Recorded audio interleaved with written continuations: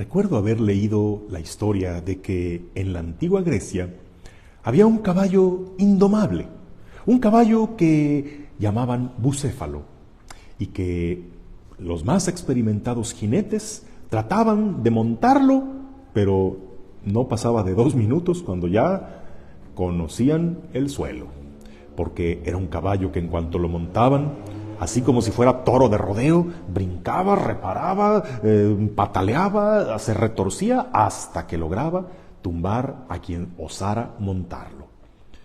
Y así varios tuvieron el fallido intento de montarlo, pero había un jovencito muy inteligente, muy observador, que creyó haber encontrado el secreto de por qué aquel caballo se ponía así.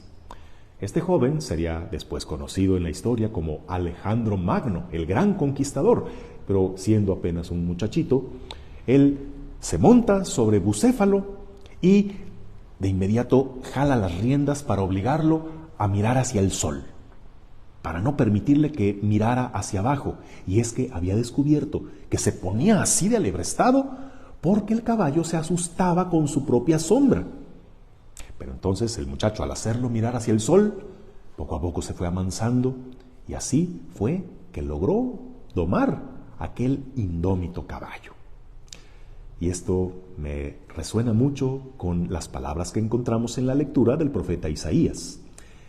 Casa de Jacob en marcha, caminemos a la luz del Señor.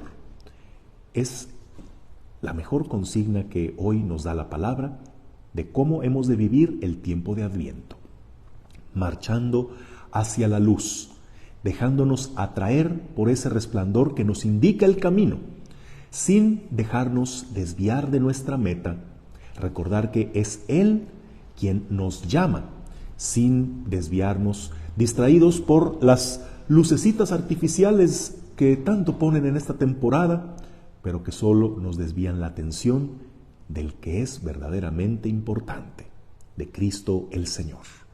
Nos llama a mirar la luz para no quedarnos en el temor de nuestro pasado, de nuestra culpa, de nuestras propias sombras.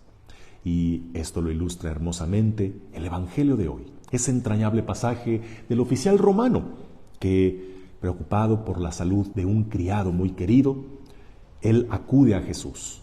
Pudo haberse quedado desesperado mirando la gravedad del padecimiento, pero mejor prefirió mirar hacia la luz, buscar el cómo sí, buscar una solución que poco probable que buscara un pagano, que buscara un militar de rango, ir hacia un predicador judío, pues quizá él tenía con qué pagar buenos médicos, pero él decidió con esperanza, con fe, ir hacia aquel Nazareno.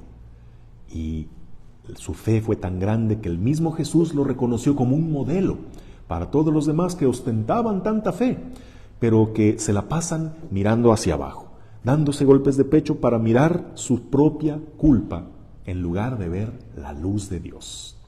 Las palabras de este oficial romano fueron adoptadas por la liturgia de la Iglesia en un momento muy importante de la misa, cuando el sacerdote muestra al pueblo el pan eucarístico ya consagrado para decir: este es el Cordero de Dios que quita el pecado del mundo.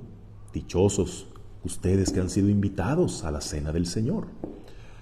Algunos se toman tan en serio las palabras de aquel oficial con las que respondemos: Señor, yo no soy digno de que entres a mi casa. Se lo toman tan en serio que instintivamente, cuando es mostrado, bajan la mirada, evitan verlo.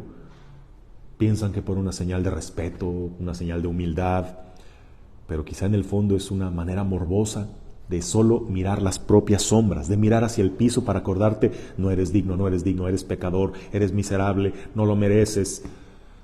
Bueno, ser conscientes de nuestros pecados, pero es que si se nos muestra, es para que lo veamos, no para que le apartemos la mirada.